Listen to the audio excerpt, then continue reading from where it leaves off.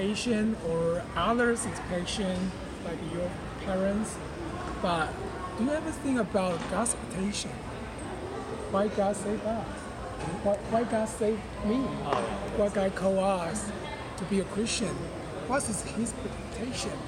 So I mean, I would like to read one of us to read a passage to see we can focus on 4 things that can be done by God, even through the our sharing gospel, our evangelism, our outreach activities.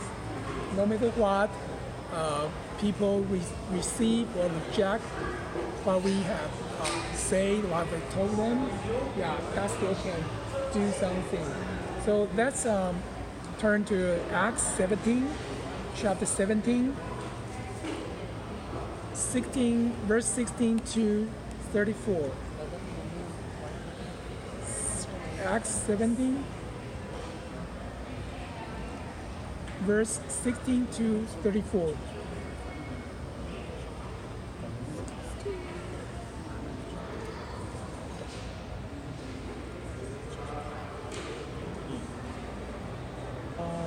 Let's just read the verse in turn, one verse. So go start from me and go this way. Can you do that? So my version is ESV. So you all have the verse at hand right now? 17章16到34。So I will start from verse 16. Now while Paul was waiting for them at Athens, his spirit was provoked within him as he saw the city was full of idols. 于是，在会堂里与犹太人和敬虔的人，并每日在世上所遇见的人辩论。Using this debriefing triangle, how do you think how well did Paul perform? How well did Paul perform?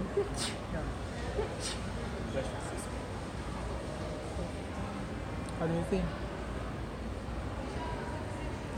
You find out from the scriptures, from the passage.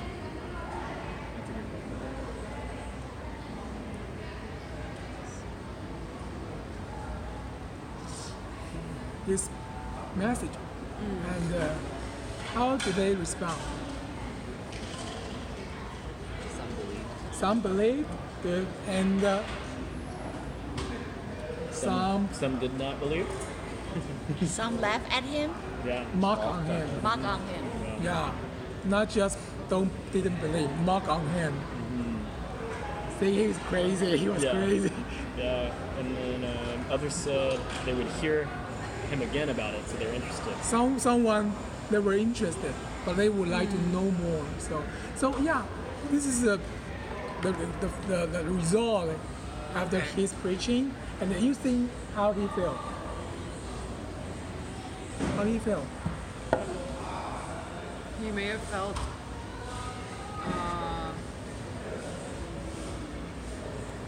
when people laughed at him, he might have felt down, and he might have questioned himself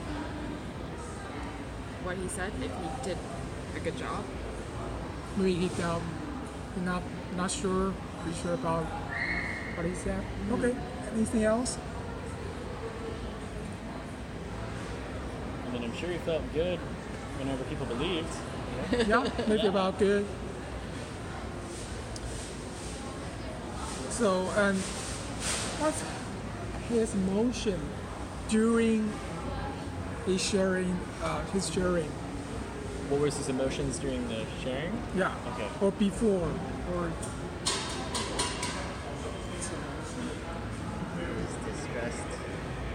distressed. Yeah.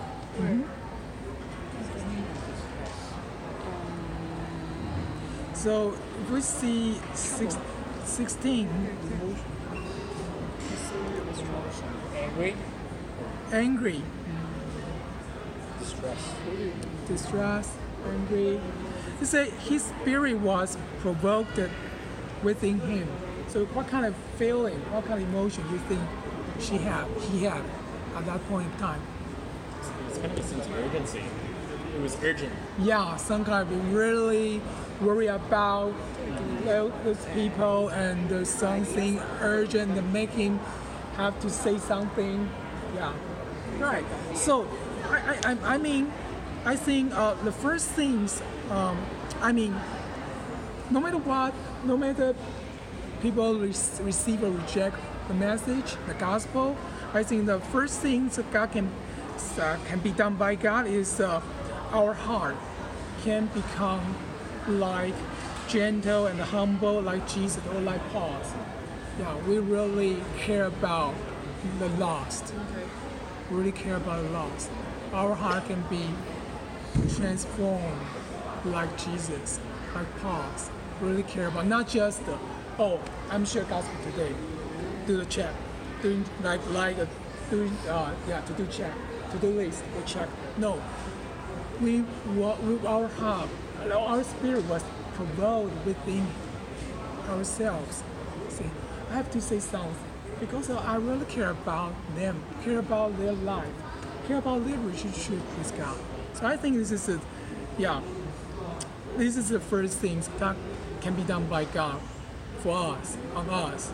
Okay, so, and I feel sometimes we don't share the gospel with the others because our heart is full of idols, like the city of Athens. So that idol doesn't mean like Buddha statue. I mean, our comfort can be our idol. Our fears, our embarrassment can be our idol. So what would you like your heart to be filled with? And maybe we can ask God to break our heart with what break His. You see, when God sees the lost, what kind of emotion He has? Yeah. So, like Robert Pierce, he's the founder of a Samaritan Purse. Do you have ever heard Samaritan Purse? Yeah. Every Christmas you do shoebox. This is held by the Samaritan Purse. And why he found this organization? Because after in 1970, he visited Korea and see the poor children there, and he wrote a prayer on his Bible that is sorry.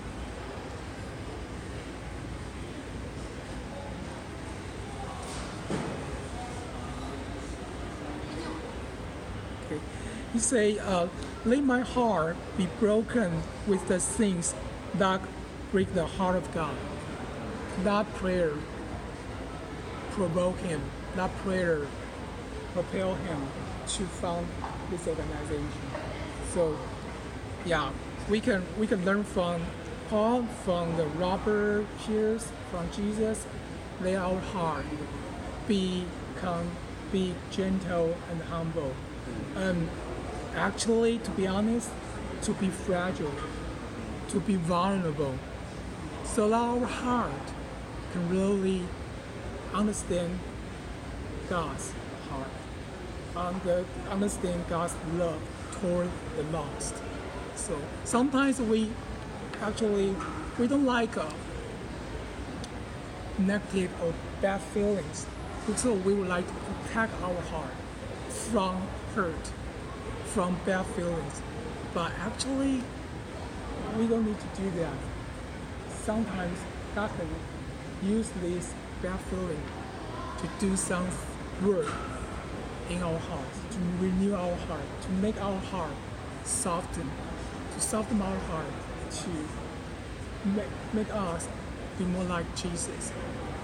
So this is, I think, the first thing that God can be done by God. And second, you see, when Paul really care about these people, what he started to do. He talked to them. Talk one, just talk. Talk is like neutral. I think he's more aggressive. Lecture them. Lecture and what did your pastor say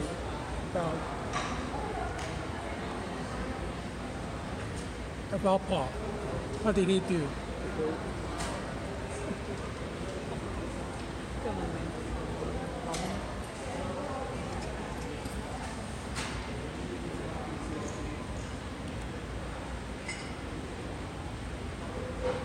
How did he talk to people?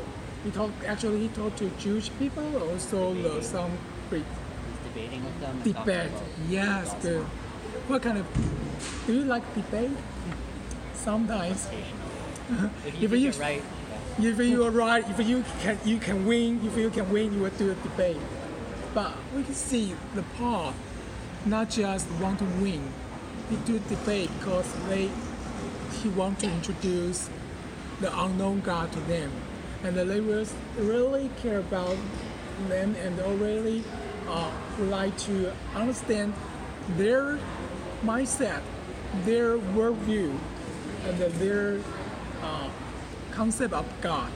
The African people, they have many gods. They also make statues actually in Athens city. There, this is unknown gods.